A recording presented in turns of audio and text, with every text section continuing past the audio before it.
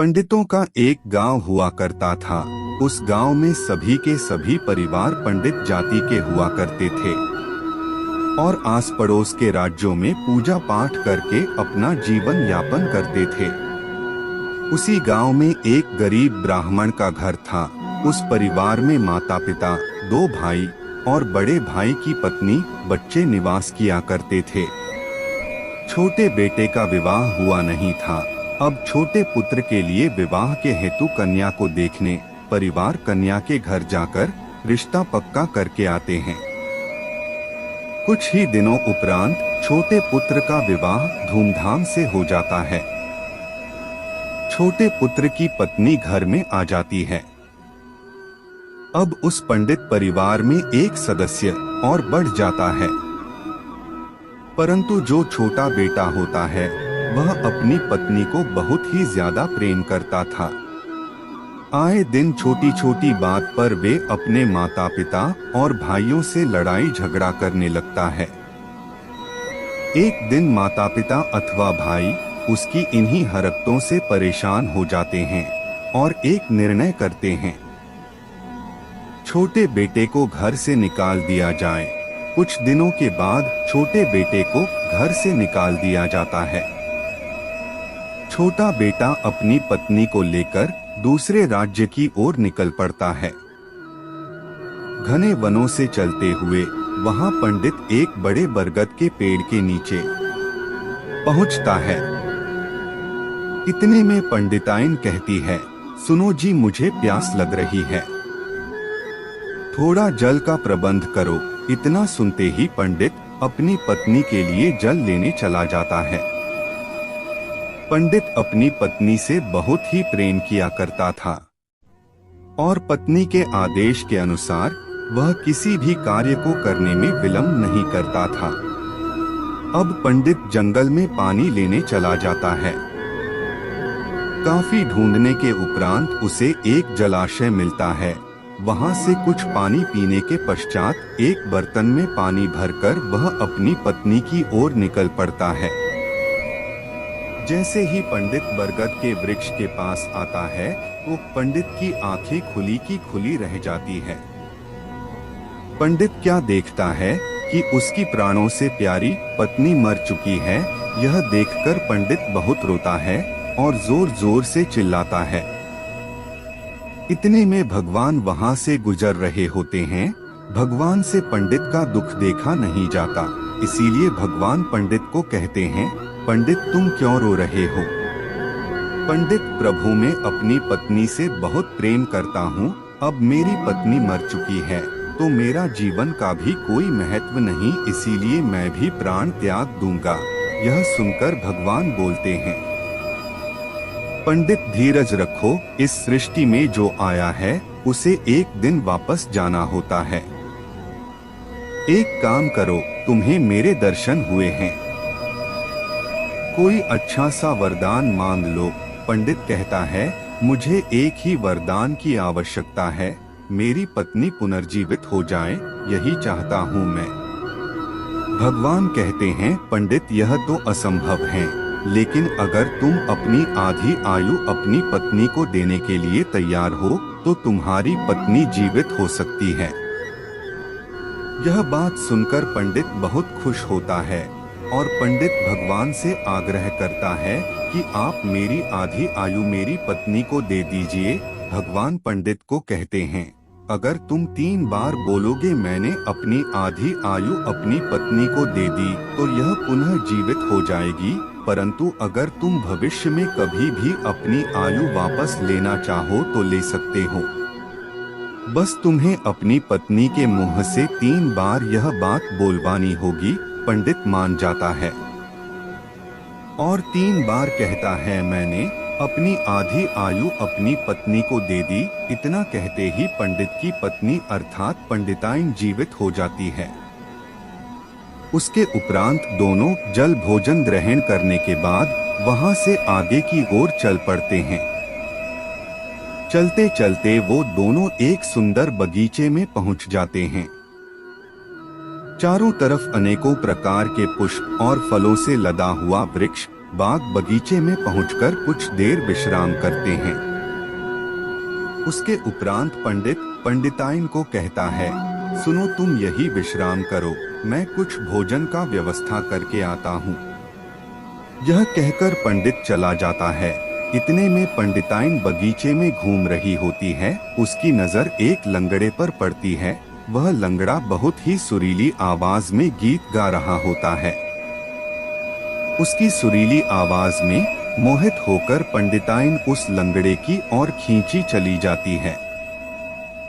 लंगड़े के पास जाकर पंडिताइन कहती है, आपने मेरा दिल जीत लिया, आप बहुत ही सुरीला और मीठा गाते हैं, क्यों ना मुझे भी अपने साथ लेकर चलिए, मैं आपसे बहुत ही प्रेम करती हूँ। यह बात सुनकर लंगड़ा बड़ा ही अचंभित होता है। लंगड़ा कहता है, मैं एक विकलांग हूँ, मैं अपने पैरों पर भी नहीं चल पाता। जो व्यक्ति अपने जीवन का बोझ उठाने में सक्षम नहीं है, वह तुम्हें भला कैसे खुश रखेगा। रोजी रोटी का जरिया मैं गाना गाकर चला लेता हूँ। अगर तुम मेरे साथ रहोगी तो तुम हमेशा दुखी रहोगी। परंतु पंडिताइन कहाँ मानने वाली थी। अपनी मीठी मीठी बातों से लंगड़े को अपने प्रेम के जाल में फंसा लिया। लंगड़ा भी मान गया और दोनों ने कुछ देर एक दूसरे को प्रेम किया। उसके उपरांत पंडित पंडिताइन को ढूंढता ढूंढता बगीचे में आ गया। पंडित ने देखा पंडिताइन एक लंगड़े व्यक्ति के पास बैठी है। पंडित पूछता है पंडिताइन से, हे प्राण प्यारी, यह व्यक्ति कौन है। पंडिताइन कहती है, हे स्वामी, यह एक गायक कलाकार है और इसके गीत बड़े सुरीले हैं। बेचारा विकलांग है, क्यों ना हम इसे भी अपने साथ ले चलते हैं। पंडिताइन की बात पंडित मान गया। उसके उपरांत तीनों ने भोजन करा और आगे की ओर निकल पड़े। चलते चलते रास्ते में एक कुएं के पास आकर पंडिताइन पंडित से कहा, सुनो जी, मुझे बहुत प्यास लग रही है, इस कुएं से पानी निकाल कर मुझे दीजिए। जैसे ही पंडित पानी निकालने लगा, पंडिताइन ने पंडित को कुएं में धक्का दे दिया और पंडित कुएं के अंदर जा गिरा। अब पंडित जोर जोर से चिल्लाता है, पंडिताइन, यह कैसा उपहास है, कृपया कर मुझे बाहर निकालो, अन्यथा मेरे प्राण निकल जाएंगे।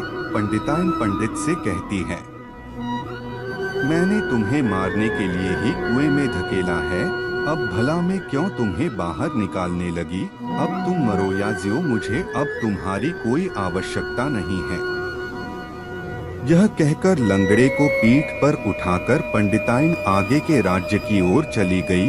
राज्य में जाकर पंडिताइन ने एक युक्ति लगाई, क्यों न हम राज दरबार में जाकर अपना कार्यक्रम राजा को दिखाएं। राजा प्रसन्न हुए तो खूब सारा ध्यान देंगे। यह सोचकर पंडिताइन लंगड़े को लेकर राज दरबार में पहुंच गई। राज दरबार में लंगड़ा गायक कलाकार अपने सुरीले गीतों से राजा का मन मोह लेता है। लंगड़े के गीत पर पंडिताइन का नृत्य देखकर राजा बहुत ही प्रसन्न होता है और पूछते हैं, तुम कौन हो। पंडिताइन कहती है, महाराज, यह मेरा पति है जो एक विकलांग है, हमारी सहायता कीजिए, आपके नगर में हमें रहने के लिए कोई स्थान दीजिए। राजा बड़ा ही दयालु होता है। लंगड़े और उस पंडिताइन का दुख राजा से देखा नहीं जाता। राजा नगर में एक बड़ा सा भवन पंडिताइन को दान में दे देते हैं। उसके उपरांत उस लंगड़े और पंडिताइन के दिन मजे मजे में काटने लगते हैं। मिट्टी के बर्तन बनाने वाले कुछ कुमार अपने मिट्टी के बर्तन बेचकर अपने राज्य की ओर लौट रहे होते हैं। तो कुमार को प्यास लगती है। कुमार जैसे ही कुएं के समीप जाता है, उस कुएं के अंदर एक पंडित तड़प रहा होता है। यह देखकर कुमार बहुत ही भयभीत हो जाता है और पूछता है, तुम कौन हो। पंडित कहता है, मुझे बचाइए, मैं एक पंडित हूँ। कुमार कहता है, हमें नहीं लगता कि तुम पंडित हो, कहीं तुम डाकू निकले तो तुम हमें लूट लोगे, हम तुम्हें नहीं निकालेंगे बाहर। परंतु पंडित रोता है, चिल्लाता है, कुमार से देखा नहीं जाता उसका दुख और पंडित को कुमार बाहर निकालता है। बाहर निकालने के उपरांत कुमार पंडित से पूछता है, भाई आखिर हुआ क्या था? पंडित अपनी कथा सुनाता है। कुमार को बड़ा ही दुख होता है। पंडित कुमार से कहता है, भाई अगर तुम्हें बुरा ना लगे तो मैं भी तुम्हारे साथ चलता हूँ। तुम्हारे घर में जो भी काम होगा उसमें मैं तुम्हारी मदद करूँगा। कुमार कहता है, हम बहुत गरीब घराने के बहुत ही गरीब लोग हैं। मिट्टी के बर्तन बेचकर जैसे तैसे जीवन यापन करते हैं। हम तुम्हें धन नहीं दे सकते। परंतु पंडित कुमार से बोलता है, भाई आपने मेरे प्राण बचाए, मुझे धन की आवश्यकता नहीं है। जैसा रूखा सूखा मिलेगा मैं खा लूंगा और आपके साथ आपके काम में हाथ बटाऊंगा। अब कुमार पंडित को लेकर अपने नगर की ओर चल पड़ता है। भाग्य का खेल भी बड़ा निराला होता है। पंडिताइन भी उसी नगर में उस लंगड़े के साथ बड़े ही आनंद के साथ जीवन बीता रही होती है।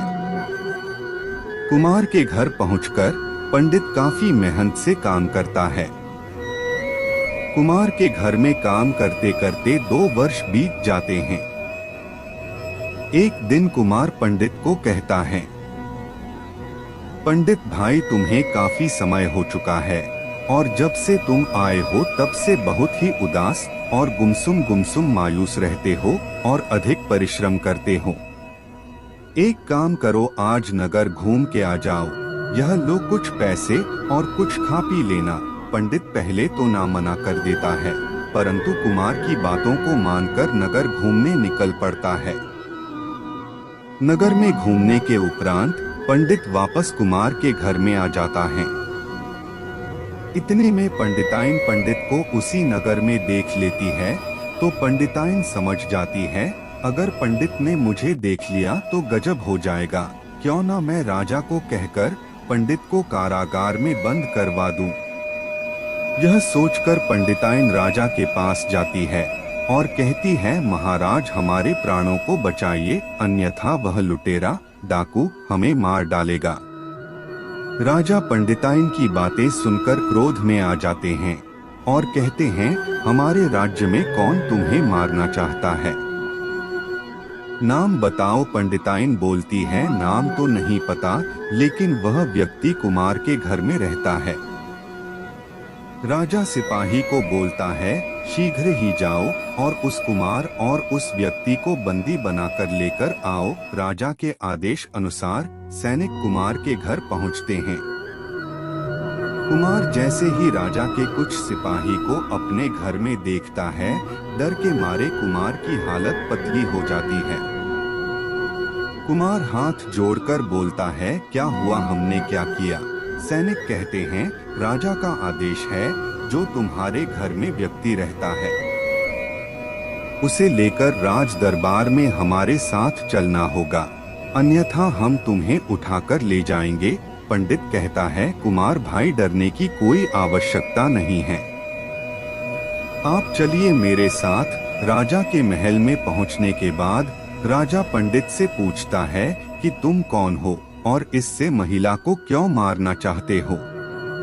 पंडित कहता है, महाराज मैं निर्दोष हूँ, मैं इस महिला को भला क्यों मारूंगा? यह महिला झूठ बोल रही है। परंतु पंडिताइन रोने पीटने लगती है और कहती है, नहीं महाराज, यह आदमी धन के लालच में मुझे मारना चाहता है। इतने में राजा पंडित से पूछते हैं, क्या यह महिला सत्य बोल रही है? पंडित राजा से बोलता है, महाराज यह स्त्री जो यहाँ खड़ी है, इसे कभी मैं अपने प्राणों से ज्यादा प्रेम किया करता था और यह मेरी धर्म पत्नी हुआ करती थी।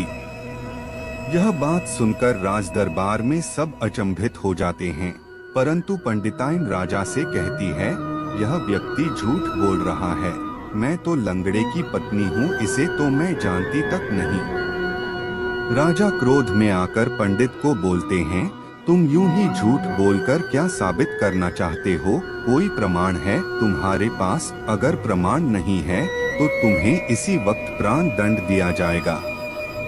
पंडित बोलता है, हे महाराज, प्रमाण चाहिए आपको। मेरे पास एक प्रमाण है, परंतु उस प्रमाण को साबित करने के लिए आपको आदेश देना होगा। इस महिला को जो मैं बोलूंगा वह शब्द 3 बार मेरे साथ बोलने के लिए कहिए। राजा कहता है, ठीक है, बोलो, क्या बोलना चाहते हो? जो आयु मेरे पति ने मुझे दी थी मैं उसे वापस करती हूँ।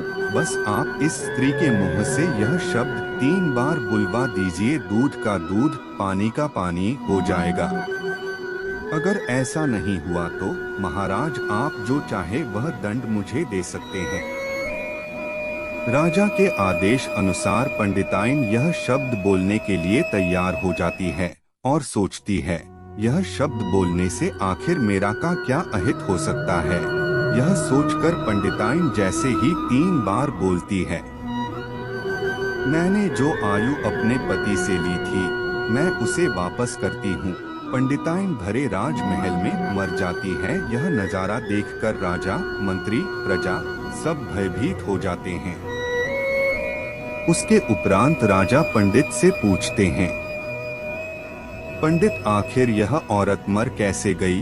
पंडित कहता है, जब हम अपने गांव को छोड़कर रोजगार की तलाश में इस राज्य की ओर आ रहे थे तभी मेरी पत्नी वन में विश्राम कर रही थी।